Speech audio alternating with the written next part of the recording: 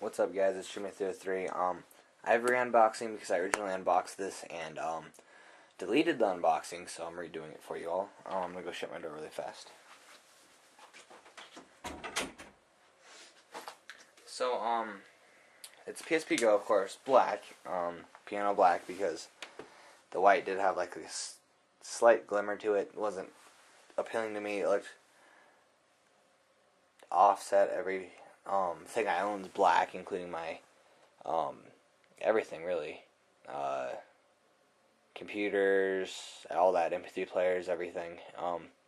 I personally like the look of black better. It looks a little bit more businessy. So before we get into that unboxing, I got a couple specs for y'all. It's approximately 128 millimeters in width, 69 millimeters in height, and 16.5 millimeters in depth.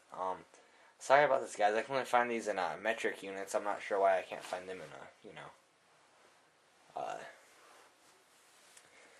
inches. Alright, that was retarded. So it's a 16 gigabyte. The display is 3.8 inches. It's 16:9 full transparent type TFT drive. 480 by 272 pixels. Built-in stereo speakers. It supports Wi-Fi, Bluetooth, USB 2.0, memory stick, micro M2, and it has a built-in microphone. Now I'm going to talk about that micro stick M2. So remember that. Power source, internal rechargeable battery, supported profile, PSP, PlayStation Portable, game, video, AC adapter, USB cable are supplied, list the supported video codes and all that. I'll put all that in the description for you guys. But so essentially that's just some specs on the PSP Go. Sorry I said that stuff at the beginning of the video, just ignore that. But anyway, I did pick this up for free. Actually, I got it off of a gift card I had, so better than, spending on something stupid. It does come with 3 games. I do have 2 installed since this is a re-upload, or re-unboxing, the SOCOM and Little Big Planet. And so actually, what I didn't know about this is, instead of totally making a brand new box for the PSPs, they just added this little slip cover to it. If I can get it off. There we go. Sorry, guys. I tried to recreate this as an original unboxing as much as possible. So slip cover comes off. If you look on the inside, it tells you what you have to do. A little tip when you're registering. This is something I didn't know, and it took me like a couple hours to figure out. You type in your barcode for the PSP, but you have to put a dash at the end of it. If you don't put the dash, it won't recognize it. I don't know why. It's really stupid. But anyway, so there's that. We open it up, and you have the PSP itself, which of course is in plastic, but it normally is. We're just going to take that out, and we'll look at that in a second. One good thing about doing unboxing is I can actually show you stuff on the inside of the PSP. This is your AC plug-in, which plugs into this part right here. Like I said, I tried to recreate this as much as I could. So this part plugs right in here, which has a USB plug-in on this side to charge it. One thing they did do that was pretty cool, instead of having to have a mini USB to charge it, you just have a standard USB to charge and sync. Sorry about the mini USB to charge, that's not how the old PSPs worked either. But if you can see, it came wrapped in this bubble wrap. I guess they wanted to make sure they didn't break.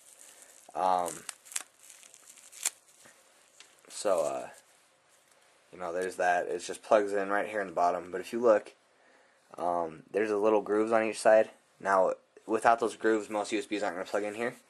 One thing I did find out over traveling is your iPhone USB will plug into there. Now, a nice thing about the USB is you can charge it, pull it out, put it in the computer. One thing to know, this will not get charged off a computer. And or PS3, you have to have it plugged into here. I'm not sure why, but that's how it works. And it has for a while, I guess. So the other things included in this are your manuals. Of course, I re-put them in there. A quick start guide, which if you just open it up, it pretty much gives you the general information about the PSP. You know, how to set it up, how to set up internet, that kind of stuff. It's kind of handy, I guess, if it's your first PSP, of course. And then you have a MediaGo disc, which is just a disc. It supports QuickTime, or it has QuickTime. Sorry, guys. And you just pop that into your computer, and it actually gives you a full function of things. I'll add that onto the second part of this video because this will be a two-part video. But I'm just gonna throw all this crap back in there, guys, just so I don't lose it. Yeah, I'm one of those weird guys that likes to keep all my original packaging. So we're just going to pull this PSP out. And we're just going to take this and move it to the side. Okay. So just first off, before we even start in on the outside specs, anything, I'm going to show you a comparison to a PSP Fat or PSP 1000. First generation of PSP right here. If you look, the screen is actually just probably about a I'd probably say less than a quarter of an inch on each side, smaller than the whole PSP Go. Yeah, just a little bit smaller. So if you guys can see it that way, it's pretty different that way. Of course, taking the buttons and sliding them inside, shorten that up a little bit. Now if we look at thickness, they're actually about the same. This one's actually a little bit thinner. But the main reason this one's so thick is they hadn't really perfected the whole PSP technology yet. Now, another thing with this is you have a UMD drive, which, if you don't know what that is, some people don't, this will also be in the PSP 3000. We'll also have a UMD drive. The new PSP Go, or new PSP will not, but you just take this little disc, which you can take to GameStop, whatnot. It works just like a normal game. You can trade it in. That was the nice part. The bad part about this was the lack of mobility. If you had 16 games you wanted to bring with you on a trip, you had to bring up 16 games. With this, 16 games, which I have quite a few on my computer, and this, I bring my laptop, I go back to the motel, I can put whatever games on that and play it during the day. Same basics on both of them, minus the fact that you can access the battery on this one just by that, which was kind of nice because you could have like one battery playing and the other one being charged, so you wouldn't like run out of battery life. That was kind of cool.